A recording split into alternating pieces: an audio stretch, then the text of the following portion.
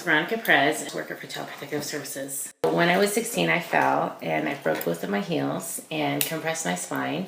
For 7 years, I had surgeries constantly. I had like 25 surgeries. My mom was told that I was never going to walk again, and I was in a wheelchair for almost a year, and then I had chronic infection. And so I was then on crutches for 7 years, and they actually tried to do a lot of stuff. Like this scar is because they tried to make like a new foot with this part of my arm. Like it's kind of, it's like crazy what they did, but it didn't work. So then I actually opted to have an amputation because they told me I'd either be on crutches for the rest of my life or it could get worse.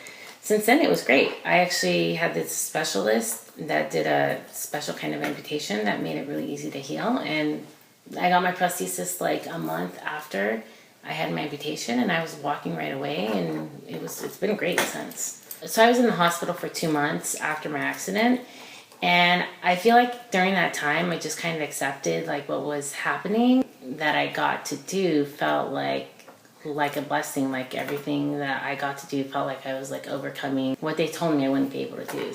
I feel like because they set that bar really low for me, I always felt like I was making progress. So I never focused on the things I couldn't do. Well, still scary is the thought of getting older with the disability. Even though it's been a really terrible situation, I feel like it's been such a good thing to have my prosthesis, because the alternative was being on crutches forever. And so I feel like it's been a good thing. I mean, my family definitely has been the most important part of my recovery, and then just of my emotional health. For those 2 months when I was in the hospital, every night somebody was there with me. I was in the hospital in Oakland, and somebody would either drive from San Jose or from Modesto, which is like 100 miles, to come and just make sure someone was always there with me.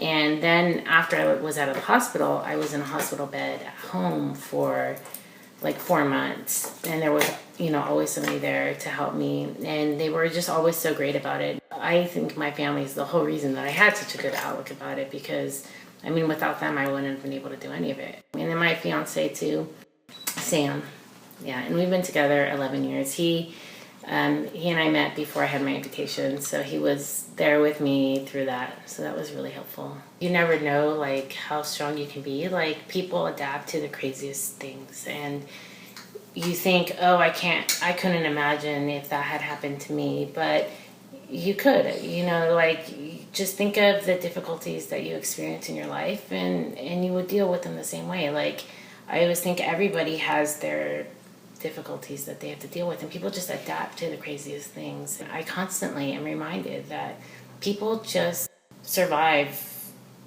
They find ways to survive. I mean, we don't come into this world, knowing what we're going to face, but we come into this world with abilities to deal with it.